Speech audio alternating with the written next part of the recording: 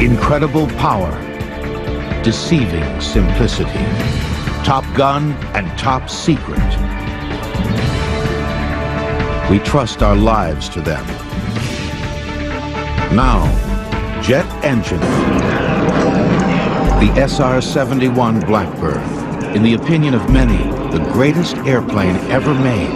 Its two huge jet engines have the power of 45 diesel locomotives. It can fly from Los Angeles to New York in under an hour, at speeds faster than a bullet. The Blackbird, designed in the early 60s, is the crowning glory of one of the greatest eras of technological change in the history of mankind.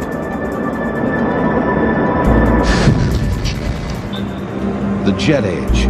The term was synonymous with scientific and social progress in the 50s and early 60s. The jet age conjured up not just a technological revolution, but a radical change in the way human beings thought, acted, and lived. And the jet age was powered by this. The blast of hot gases out of the end of a metal tube. One of the simplest ideas for an engine in history. Any child who's ever blown up a balloon, then released it to zoom through the air as it deflates, has seen how jet power works. The most common form of jet engine today is the turbojet. It uses spinning compressor wheels at the front end of the engine to compress the incoming air. The air is then mixed with fuel and ignited. The blast of exhaust gases out the back propels the engine forward, as well as rotating turbine wheels at the back, which turn the front compressor wheels on the same shaft. Today's jet engine was a logical progression from a device called a turbo supercharger that was first used in the waning years of World War I to get more power out of military airplanes powered by piston engines. Here was a case where technologists were trying to allow the piston engine to breathe, if you will, more efficiently at high altitude. With a turbine in the exhaust that rotated a compressor wheel to force-feed air into the engine, they had the main elements of a jet engine, although they didn't realize it at the time. Ironically, for all their insight in developing these turbines, which had to operate in a very high-temperature exhaust environment, for all that insight, they missed the significance of directly connecting the turbine to the compressor. Propeller-driven piston-powered aircraft had a built-in speed limitation because propeller blades lose sound. In the early 1930s, a few far-sighted aircraft engineers in Britain, Germany, France, and Italy began toying with the idea of eliminating the piston engine and the propeller altogether. It might be possible, they thought, to power a plane with a device not all that different from a turbo supercharger, but bigger and more powerful. Critics, however, warned it was folly to try to use a pure jet engine to power an airplane. The scoffers said such a jet engine would have to be so big and heavy the plane could never get off the ground. Some claimed the jet engine would have to be lined with bricks to protect the fuselage and the pilot from the intense heat. But a few young scientists persisted. One of them was Britain's Frank Whittle, who first wrote about the idea of jet aircraft in 1928, when as a cadet at Cranwell Military School he turned in a thesis on the possibilities of powering airplanes with a gas turbine engine or turbojet. After graduation from Cambridge University, Whittle began putting together a demonstration turbojet. His first model ran so erratically it almost exploded, and it would be 3.5 years before he had a working model. But it was too weak to power an airplane. Whittle had been given unusual treatment by the Royal Air Force. He was placed in selected positions so that he could continue to develop his radical idea. The irony of it is that when it came time to really back his ideas, the British government backed away from it. He didn't get the support that he needed. Whittle had no way of knowing that at the same time in Germany, another bright young engineer was working on exactly the same idea. Hans von Ohain had convinced one of Germany's leading airplane manufacturers, Ernst Heinkel, to let him build an experimental turbojet in 1936. Within a year, he had a viable engine. And in August of 1939, the Heinkel HE-178 rolled down the runway and lifted into the sky. The world was about to change. The first jet engine was in the air. Germany was not about to announce to the world that it had just created the first turbojet airplane. The German Air Ministry recognized that they had a potential wonder weapon, and they also realized they would be at war very soon.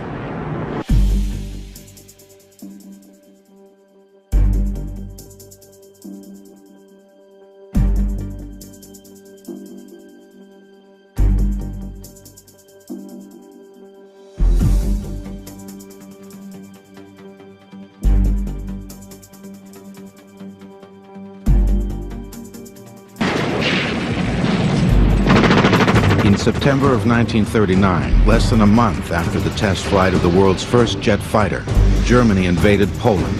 The war was on. But the work on getting a jet fighter into mass production still proceeded slowly. In 1939 and 40, there was no great impetus in Germany to develop the jet engine. The Luftwaffe felt invincible, and their propeller-driven aircraft were doing just fine. In early 1940, they destroy the Low Countries and the Scandinavian countries, and then they're threatening Great Britain. And what happens? In the late summer and the fall of 1940, Germany loses the Battle of Britain. Now, that is the moment when you start seeing a stimulus. Now they suddenly realize we need something else. Although Ernst Heinkel had flown the first jet-powered test plane, he was now in a race with his arch-rival, Willy Messerschmitt, to develop the first mass-production jet fighter for the Luftwaffe. In April of 1941, Heinkel was the first into the air with his fighter prototype, the innovative HE-280. But a year later, his competitor Messerschmitt had an even better jet fighter, the Me-262. The 262 was a superior airplane, had higher speed, higher range, better armament package, so it was selected for production. It was designed basically to destroy American bombers. It could do that very well because it had a tremendous speed advantage over them. It had a tremendously powerful cannon armament to do that. 17 Me-262s were ordered for tests and evaluation. When Nazi air ace Adolf Galland came to Messerschmitt's test center to fly one, he was amazed at its effortless power and speed, which far surpassed the performance of the Luftwaffe's piston engine planes. Accompanied by only a whistling sound, my jet shot through the air. This is not a step forward, this is a leap. It will guarantee us an unbelievable advantage, so long as the enemy sticks to piston propulsion. Meanwhile, in England, Rolls-Royce had taken over development of Frank Whittle's turbojet, and together with the Gloucester Aircraft Company, they created the Gloucester Meteor twin-engine fighter, which had its first test flight in March of 1943. But the Germans were the first to send squadrons of jet fighters into battle. 225 Me-262s were delivered to the Luftwaffe in 1944. Allied pilots would soon be shocked to see this completely new bird of prey swooping down on them at speeds that seemed impossibly fast. I think from an Allied pilot standpoint, what they were astonished at was encountering a fighter that could put its nose up and seemingly defy gravity and simply climb vertically away from them. That came as a real shock. U.S. fighter pilot Bob Hoover, shot down over the Mediterranean in 1944, saw his first jet from a German prison camp. I thought, my goodness, we've lost the war, because it was going so fast. I couldn't believe that there was anything like that in existence. And I thought, boy, I might be in this place forever. In one of the largest aerial armadas in history in March of 1945, the Allies sent 1,200 Flying Fortress bombers to attack Berlin, escorted by more than 600 piston engine fighters. The Germans scrambled 37 Me-262 jet fighters to intercept them, and the lightning-fast jets, although outnumbered nearly 50 to 1, managed to down 8 Allied bombers and 1 fighter.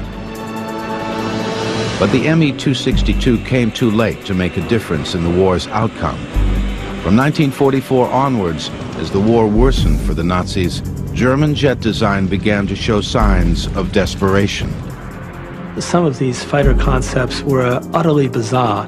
And so you started seeing weird little fighters like the Heinkel 162, the so-called Volksjäger, built out of plywood with a jet engine on the back of the airplane behind the pilot, or the Messerschmitt 163 Comet, which was a rocket-propelled fighter that used two hypergolic fuels. In other words, when the fuels were mixed, they would spontaneously combust. That was actually far more dangerous to its pilots than it ever was to the Allies. You had piloted surface-to-air missiles, the Barkham Natter. You had piloted air-to-surface guided bombs. Many of these would have required years. Some of their projects would have required decades to develop. The price of these ineffective projects was fewer effective planes like the Me-262 and the Arado 234, the world's first jet bomber. Meanwhile, the British, led by Frank Whittle, had their first jet fighter ready to go in late 1944. Called the Gloucester Meteor, it helped intercept German V-1 buzz bombs, which were powered by a pulse jet, a jet engine that took intermittent gulps of air, producing the strange sound that gave the buzz bomb its name. The British Gloucester Meteor and the German Me-262 never met in battle. The war was over before either of them could have any impact on the outcome. The U.S., lagging far behind, would not have an operational jet fighter until after the war was over. During the war, U.S. military authorities initially had no idea how far behind they were. Aircraft engine manufacturers in the United States had shown little interest in developing jet engines. They were making millions selling piston engines to the military. They also had very little incentive to take great, bold leaps, if you will, because of the funding that was provided by the military. The military didn't provide funding for experimental research. If they wanted to do research, they more or less had to get that money from amortizing the profits on production programs. General Hap Arnold of the U.S. Army Air Corps arranged for the importation of Frank Whittle's jet engine technology from Britain to the United States. General Electric Company in Lynn, Massachusetts, under conditions of great secrecy rivaling the Manhattan Project, began developing an American version of the Whittle jet. The GE engine, based in an American testbed airplane called the P-59 Aerocomet, powered the very first American jet airplane. Secret testing of the P-59 began in 1942 at Muroc Dry Lake, California, now known as Edwards Air Force Base, which was used as a training base for young pilots learning to fly piston engine fighter. To disguise the P-59, a fake wooden propeller was placed on its nose when it was moved across the base. Pilots on the south end of the lake were not really quite certain what was going on, but every now and then some would return to base with stories of an absolutely incredible encounter. They would be flying along and all of a sudden an airplane would fly alongside with no propeller on it whatsoever. They were probably even a little more disturbed when they peered up into the cockpit and saw what appeared to be a gorilla wearing a derby hat and waving a stogie at them. Well, that gorilla wearing the derby and smoking the stogie was Bell's chief test pilot, Jack Willems.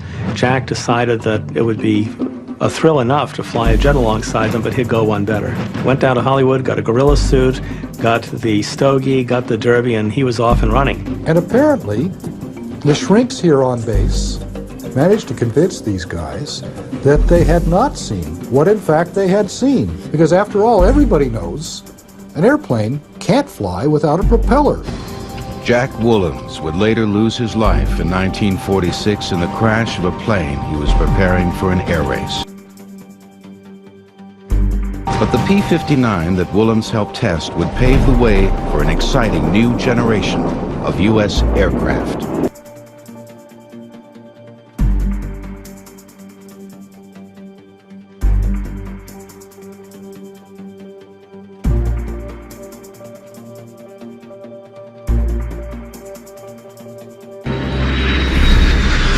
As testing of the very first U.S. jet continued at Muroc Dry Lake in California, it became evident that it was too slow to be the airplane the military was hoping. The P-59 would have been a very comfortable, nice, propeller-driven fighter. What it is it's basically a piston engine propeller fighter without the piston engine, without the propeller, and with 2 jet engines buried in the wing roots. It had very little combat potential, but it was a tremendous learning tool.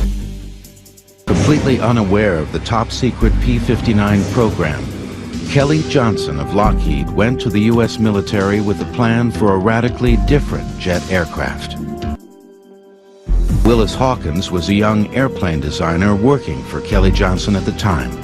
Finally, a senior colonel asked him to come into his office, and he said, first thing, you got to shut up about that airplane of yours. Secondly, we've got a twin-engined airplane that's flying today, jet engine, and it's no damn good. He said, if we give you a specification for an engine that's already running, will you go home and make us a proposal? 2 weeks later, Kelly Johnson submitted his unique proposal. And 3 weeks later, he had a contract to build America's first operational jet fighter, the P-80.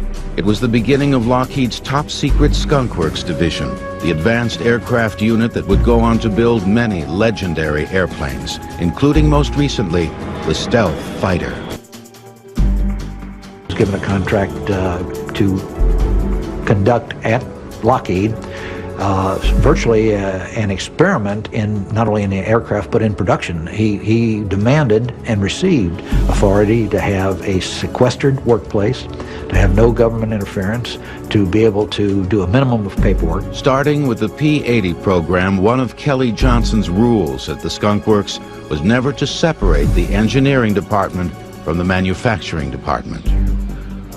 Willis Hawkins saw the value of that rule when he was in the office of one of the F-80's designers, Irv Culver. The manufacturing department on the floor below called up to say they needed a part designed to brace a small curved section of the bulkhead. Well, Irv said, let's go down to the shop. And he took a piece of cardboard and fiddled with it and cut it with scissors until it fit, bent up the edges, and he said, make it like that out of 060 aluminum. And the guy said, fine. And he said, and Culver said, bring it back, I gotta make a drawing of it. And that was what was meant by the communication with the shop. The all-new P-80 could fly at 560 miles an hour, about 150 miles an hour faster than the P-59. Bob Hoover, who saw his first jet from a German prison camp, was now a test pilot in the P-80 program, contending with early jet engines that after 5 hours would overheat and malfunction. Those days we didn't have ejection seats, and you knew you had to get it on the ground quickly or you were in a lot of trouble, because if the front light came on, that meant it's going to blow up pretty quick. In the world of fighter aircraft, models like the P-80 were designated P for pursuit. That changed in 1948 when the P became an F for fighter, as in F-80. The F-80 Shooting Star became America's first production jet fighter in 1944. It led to the more advanced and powerful F-84 Thunderjet in 1946. It was the first U.S. jet to have an ejection seat, an idea that was copied from the Germans. Bob Hoover was the first to use one in an emergency, or at least try to use one. It happened when the jet engine on his test plane suddenly malfunctioned. It's very abrupt when one of the jet engines freezes. That whole airplane lurches like that. And now it's just pitching over and I'm completely out of control. And so I thought, well, here we go with this seat. And so I reached down and pulled the handle and nothing happened. Then I opened the canopy and was sucked right out. And the reason for the ejection seat is to get you over the tail to avoid killing the pilot by hitting the tail. I went right into the tail and broke both legs right through the knees and landed way up in the Antelope Valley there. Near death from shock and exposure. Hoover was eventually picked up by a farmer who saw his parachute in the sky and searched for the downed pilot for hours. The move into a jet fighter was a very pleasant experience. Marty Knudsen logged more than 1,000 hours as an F-80 pilot in Korea after first flying a piston engine fighter. Well, you didn't have to worry about having the right RPM for the power you were pulling and the mixtures. There was none of those controls. You had a go handle. He was either off or fast. But American jet pilots soon faced a formidable opponent in Korea. In November of 1950, an airplane appeared which absolutely shocked us, the MiG-15. It's a Russian-built airplane powered by a derivative of the Rolls-Royce engine, which England, either through stupidity or somebody's treasonous effort, had sold to the Soviet Union at a time when it was very, very foolish to have done so. It gave the Soviet Union engine industry a massive injection of technology. Immediately, the whole stakes in the air superiority battle changed. The F-80 was not really suitable to duke it out with the MiG-15. It simply had too many performance problems relative to the higher performance MiG. The North American F-86 Sabre jet, which arrived later in the Korean conflict, came close to matching the Soviet MiG-15 in performance. Aircraft designers were playing catch-up with the dramatically higher speed capabilities of jet engines. The F-86 was the first U.S. jet to have its wings swept back at an angle, like the MiG-15s, which created better handling at high speeds. The F-86 wasn't quite as fast as the MiG-15, but flown by the better-trained U.S. pilots, the F-86s were just enough to redress the balance in Korea. In the early days, jet development and rocket development were closely related, and both were used to power experimental airplanes.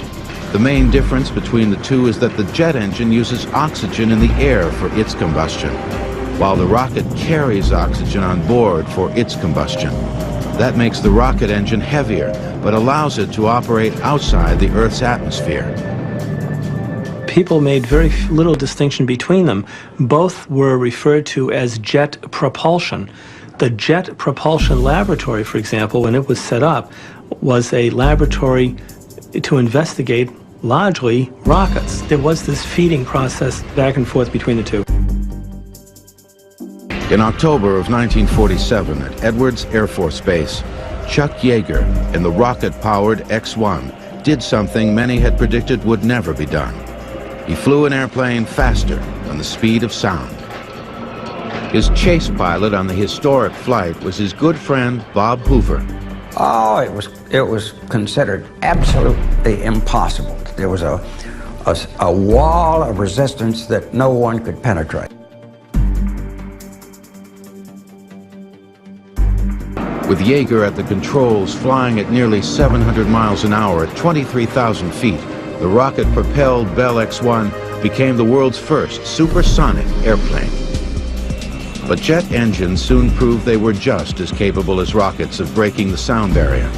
In 1953, the North American YF-100 became the first jet fighter to break the sound barrier in level flight. It was powered by the highly successful and versatile J-57 jet engine made by Pratt & Whitney, which had become the second U.S. manufacturer of jet engines along with General Electric.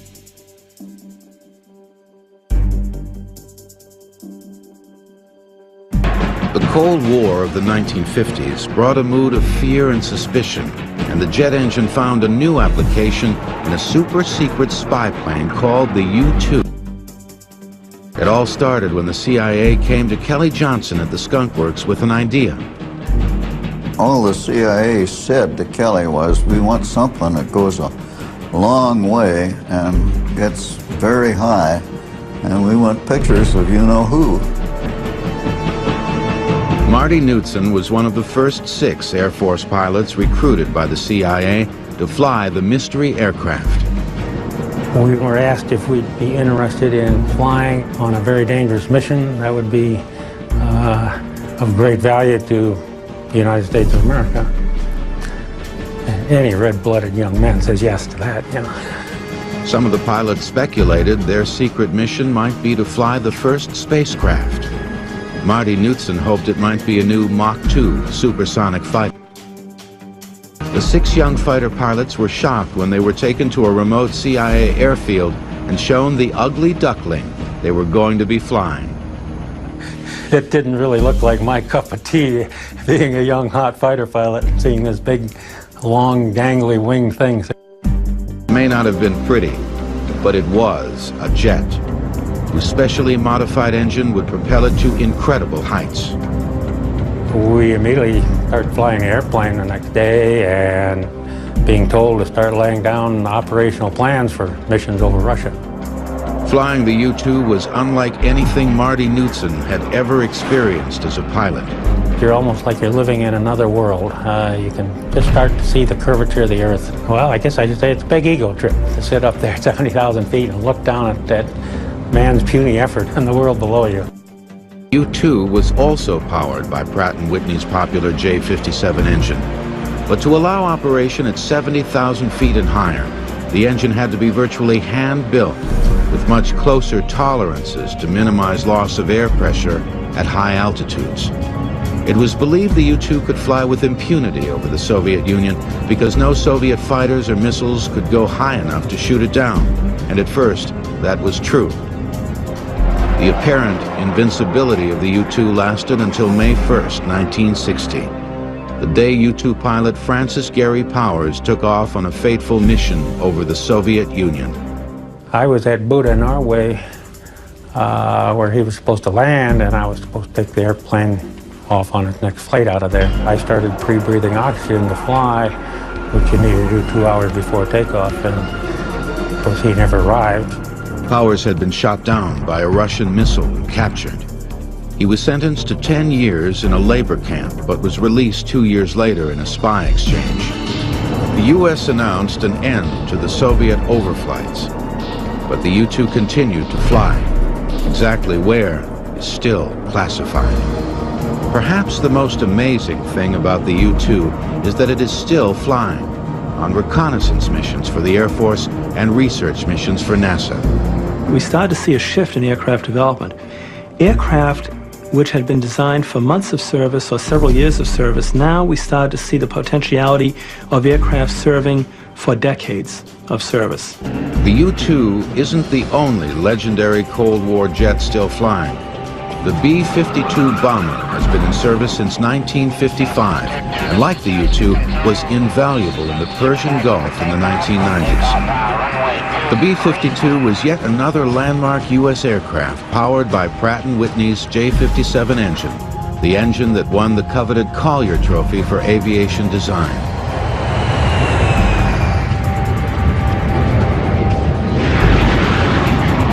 The B-52 had 8 J57 engines hanging in double pods below its huge drooping wings. They enabled the world's largest jet bomber to cruise at more than 600 miles per hour and drop its bombs from 8 miles up beyond the reach of anti-aircraft fire.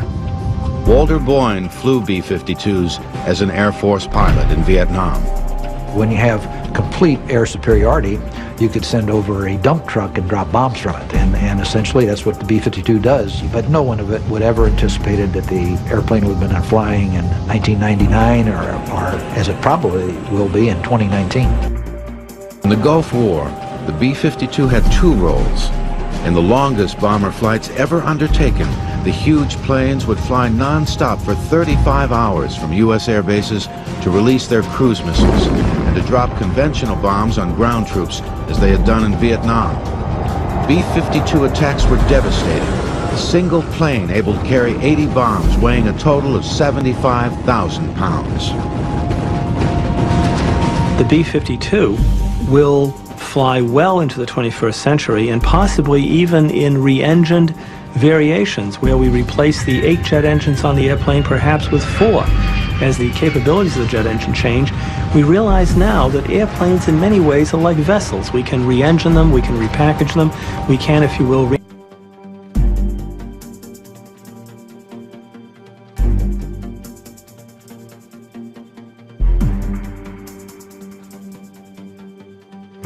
Roy Marquardt, a Venice resident, wasn't a beatnik, but he was a contrary thinker.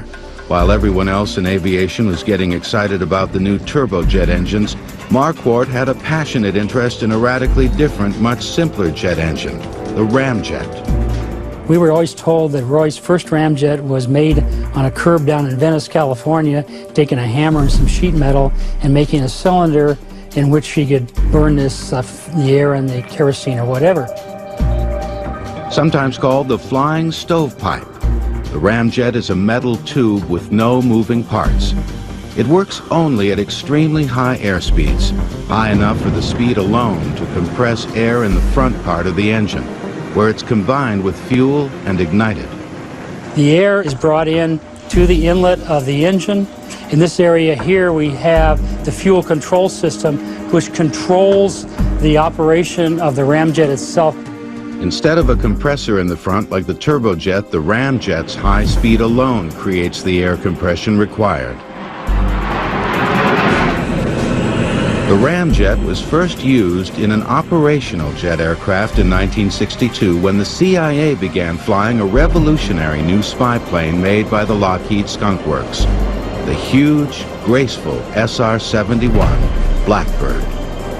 Because of its stunning appearance and astounding capabilities, many still regard it today as the ultimate jet. These huge engines used a combination of turbojet and ramjet propulsion to power the SR-71 to 3 times the speed of sound. Mythical, almost magical to those who knew it, and especially those who flew it, the now retired Blackbird flew faster and higher than any U.S. jet has to this day.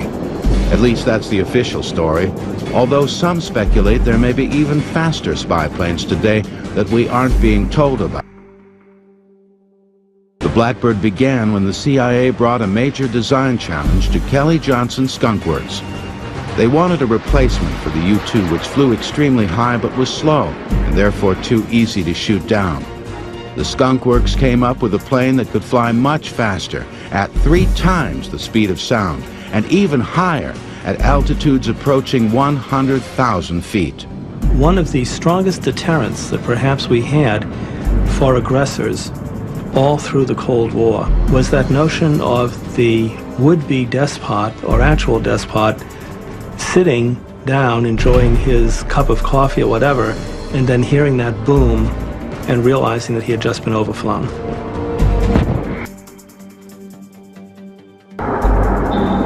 In the early 1950s, it was a commonly held view that while jet propulsion might make sense for military planes, the jet was impractical for use on passenger aircraft. For one thing, the jet was seen as a fuel guzzler and therefore not economically feasible for commercial travel. But that overlooked the fact that the fuel it guzzled was cheap kerosene, not the highly refined, expensive aviation fuel that piston aircraft were using. And there was another economy the airlines were unaware of. Because the jet engine had virtually no vibration compared to a piston engine, there was much less wear and tear on the engine and the aircraft, and the time between overhauls, or TBO, could be increased dramatically. A lot of people think that the success of the jet age was because of the speed. The main factor was the economy. They would take the engines out and find they were just like new. And they'd put them back in again, and then they'd come back again, and they were still like new. The time between overhauls has soared from a few hundred hours on the piston airliners of the early 1950s to more than 20,000 hours on jet airliners today. In 1952, Britain became the first country to put a commercial passenger jet into service. The de Havilland Comet was celebrated as a huge breakthrough in international travel. But success turned to tragedy. After 2 disastrous crashes, all comets were grounded. The problem turned out to be cracks in the fuselage due to metal fatigue, which caused the pressurized cabin to eventually explode. The first passenger jet in the United States, the Boeing 707, went into service in 1958. Its design was influenced by Boeing's B-52 bomber, and it used the same engines, suspended from the wing in pods, as on the B-52. 707 was a huge improvement over any passenger plane that had ever flown. You can say that the jet age really began when Pan American put the 707 into service, because that was the sustained service. The world never looked back after that. From the 1950s onwards, commercial aviation stopped being the province of an elite.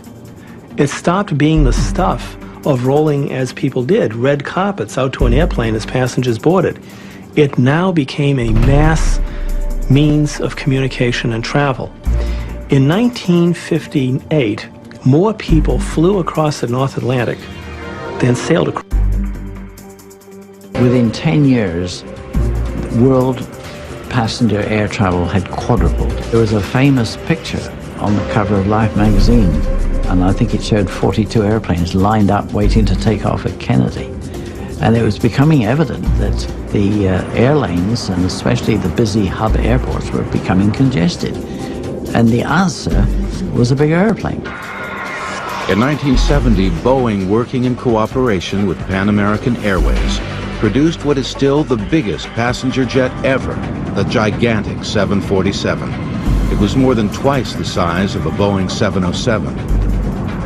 The 747's 4 jet engines are so huge, you can stand inside the intakes.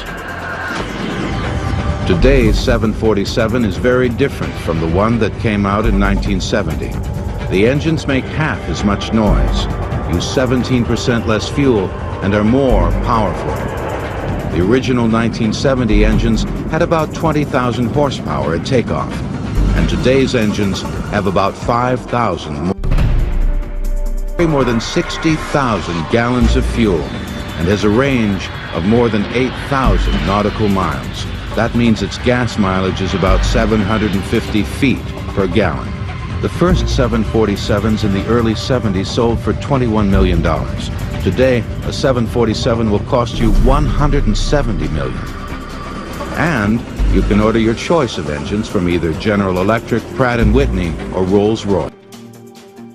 It's been the flagship of the world's airlines now for almost 30 years. So it's time for another one. The next big development in air passenger travel will be just that, big. Airbus is developing what some are calling the Super Jumbo, a double-deck plane half as big again as a Boeing 747 and capable of carrying 600 or 700 people halfway around the world. New generation passenger jet engines being produced by GE for the Boeing 777 are the most powerful ever, reaching about 40,000 horsepower at takeoff. Nearly 30 years after Chuck Yeager broke the sound barrier, the Concorde carried the first supersonic passengers in 1976. The Concorde's 4 engines, developing about 16,000 horsepower each at takeoff, propel it to twice the speed of sound. The plane's development was paid for by the French and British governments, which helped eliminate a competing American design. Eventually, the Concorde planes were given free of charge to the respective national airlines in Britain and France. It has never been a profit-making aircraft, partly because its loud sonic boom prohibits travel over populated areas. I call it a technical miracle, which it is, but it's an economic disaster. Because of the sonic boom problem, many airline experts are pessimistic about the expansion of supersonic passenger travel. But $10,000 is a drop in the bucket where military air superiority is concerned, and that's where supersonic aircraft will continue to push the envelope.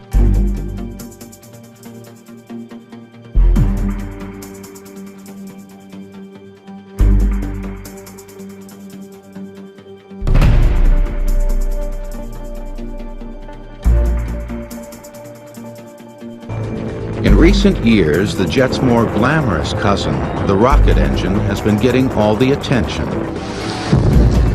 But now the jet engine is hot again. Jets combined with rockets are on the cutting edge of NASA's newest technology to take us into space. Believes the revolutionary new scramjet could put payloads into orbit much cheaper than the rocket-powered space shuttle. But a jet engine needs air to work, so rockets which don't need air would take over beyond the Earth's atmosphere.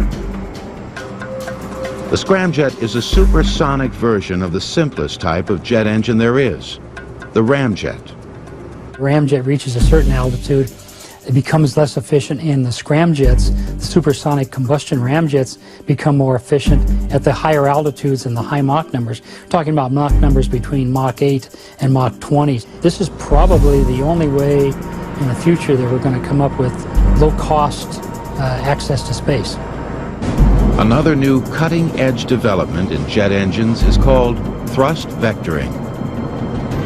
It allows the jet's exhaust to be aimed instantly in any direction, creating great maneuverability. Thrust vectoring technology was pioneered in the X-31 program at the NASA Dryden Research Center in California. The highly maneuverable X-31 staged an amazing demonstration at the Paris Air Show in 1995. The Air Force's new fighter jet, the F-22 Raptor, has thrust vectoring to a limited degree. And beyond the F-22, the next generation Joint Strike Fighter that will be used by the Air Force, the Marines, and the Navy is expected to have even greater thrust vectoring capability. Eventually, some say the jet fighter will be an unmanned air vehicle, or UAV, like those being developed at the Lockheed Skunk Works by Eric Knudsen. His father, former U-2 pilot Marty Knudsen, once flew jets over the Atlantic using a handheld sextant to navigate by the stars. Eric's unmanned planes do it all with a computer chip. Well, if I understand this right here, this is the man and more. Something like that's the pilot plus all avionics. Small unmanned air vehicles like this Sikorsky model will someday fly military reconnaissance missions through urban canyons and even inside buildings. And some may be powered by tiny microturbine jet engines. Drawings and designs I've seen have engines about the diameter of a quarter or less. So we're talking about engines that are extremely small, very lightweight, and probably a few years off in the future before they come to existence. The Skunk Works and other U.S. aircraft companies are also designing much larger unmanned vehicles that could someday fulfill the role of today's jet fighters. One of the greatest aircraft mysteries of all time is the Aurora, a top-secret U.S. spy plane rumored to be flying since the early 1990s at speeds as high as Mach 7. It's speculated the plane, if it exists, may use a highly advanced form of jet propulsion, unlike any we've seen so far. When the legendary SR-71 Blackbird was retired in 1990, many speculated the Air Force must have a new and even better spy plane. In the early 1990s, there were several sightings of a strange, loud aircraft that left an unusual contrail, described as donuts on a rope. When the mysterious budget item Aurora was included on an Air Force report, apparently by accident, the name stuck. But does the Aurora really exist? I have to tell you that I don't know, but here's my personal opinion. I think that the Aurora existed, that it was flown, was not satisfactory and withdrawn. Now, that may be completely wrong, but that's my opinion. That view might be supported by the fact that the United States temporarily reactivated 3 SR-71 Blackbirds in 1990.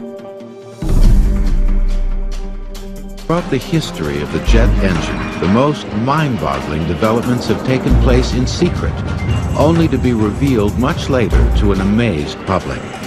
Today, billions of dollars are spent each year for research, development, and production in secret military programs.